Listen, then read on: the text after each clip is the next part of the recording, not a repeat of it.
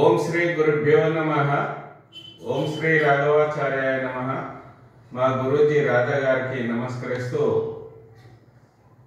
జ్యోతిష శాస్త్రం ద్వారా 2020 cricket match ఫలితాలు. నాకు 2024 ఐపీఎల్ మ్యాచ్లు జరిగినప్పుడు మరియు 2025 ఐపీఎల్ మ్యాచ్లు జరిగినప్పుడు నేను కొంత ప్రయత్నం చేశాను. ఆ ప్రయత్నంలో స్కోరు, వికెట్లు ఎలా తెలుసుకోవాలనేది నాకు దాని టూల్స్ అంటే మా గురూజీ ప్రతిపాదించినటువంటి రాజా నక్షత్ర ప్రశ్న లగ్నం ఆధారంగా ఈ ఫస్ట్ బ్యాటింగ్ స్కోర్ ఎంత చేస్తుంది, ఎన్ని వికెట్లు పోతుంది, సెకండ్ బ్యాటింగ్ స్కోర్ ఎంత చేస్తుంది, ఎన్ని వికెట్లు పోతుంది, ఫస్ట్ బ్యాటింగ్ గెలుస్తుందా సెకండ్ బ్యాటింగ్ అంటే టాస్ వేయకముందే మనం ఫస్ట్ బ్యాటింగ్ ఎలా ఆడుతుంది, సెకండ్ బ్యాటింగ్ ఎలా ఆడుతుంది మనం తెలుసుకోవచ్చు.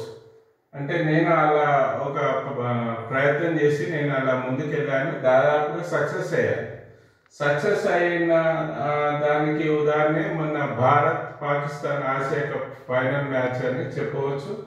సాధారణంగా ఒక మ్యాచ్ జరుగుతుంటే ఫస్ట్ బ్యాటింగ్ ఎలా ఉంటుంది, సెకండ్ బ్యాటింగ్ ఎలా ఉంటుంది అని ఆ మ్యాచ్ క్రికెట్ అనుభవం ఉన్న వాళ్ళు చెప్తుంటారు, ఏది పిచ్ బట్టి.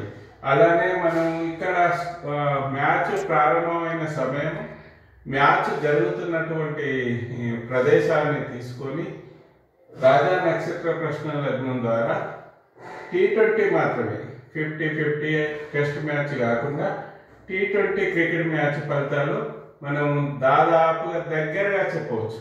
అంటే ఉదాహరణకు మన భారత్ పాకిస్తాన్తో ఆసియా కప్లో జరిగిన 3 మ్యాచ్లు నేను సెకండ్ బ్యాటింగ్ గెలుస్తారని చెప్పాను. ఫైనల్ మ్యాచ్ 120 నుంచి 155 మధ్యనే స్కోర్ ఉంటుంది. ఫస్ట్ బ్యాటింగ్ 8 వికెట్లు పైగా అంటే 8, 9, 10 వికెట్లు కోల్పోయే అవకాశం స్పష్టంగా ఉంది. సెకండ్ బ్యాటింగ్ 5 వికెట్ల కంటే ఎక్కువ కోల్పోదు, గెలుస్తుందని చెప్పాను. అలానే ఇంచుమించు అంటే 146 పరుగులు మొదటి బ్యాటింగ్ చేసింది కాబట్టి మనం చెప్పిన స్కోరు చాలా దగ్గరగా ఉంది.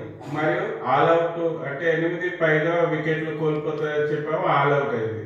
సెకండ్ బ్యాటింగ్ 5 వికెట్ల కన్నా 1 వికెట్ కూడా ఎక్కువ కోల్పోదని చెప్పాము, 5 వికెట్లు కోల్పోయింది, గెలిచింది.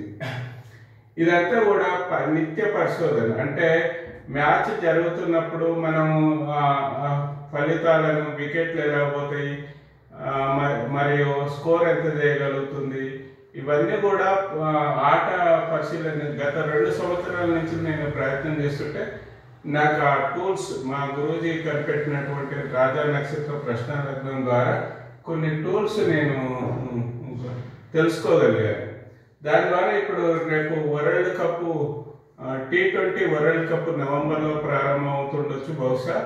అప్పుడు నేను ప్రతి మ్యాచ్ కూడా నేను అనాలిసిస్ చేసి నేను మ్యాచ్ జరిగే కంటే ముందే నా యూట్యూబ్లో నేను షేర్ చేస్తాను. కేఎన్సి ఆస్ట్రో అని కూరెళ్ళ నరసింహాచారి ఆస్ట్రో అని ఒక పేరు పెట్టి యూట్యూబ్ ఛానల్ ప్రారంభించాను. ముఖ్యంగా ఏంటంటే ఒక సగటు మనిషి, ప్రతిభావంతుడు, ఒక సగటు అంటే ఒక సామాన్యమైన ప్రతిభావంతుడు బాగా పబ్లిసిటీ కావాలంటే ఎవరు మనకి ఇవ్వరు. కాబట్టి నేను వాస్తవానికి చాలామంది కొన్ని యూట్యూబ్లలో చెప్పారు భారత్ పాకిస్తాన్ గెలిచాలి ఈ విధంగా. నేను కూడా స్పష్టంగా చెప్పాను, కానీ వాళ్ళ స్థాయిలో నాకు అంటే గుర్తింపు చేరుకోలేకపోయాను.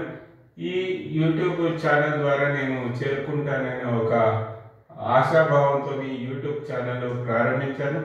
మిత్రులందరూ కూడా, శ్రేయోభిలాషులు, అభిమానులందరూ కూడా నా ఛానల్ని సబ్స్క్రైబ్ చేయండి, లైక్ కొట్టండి, షేర్ చేయండి.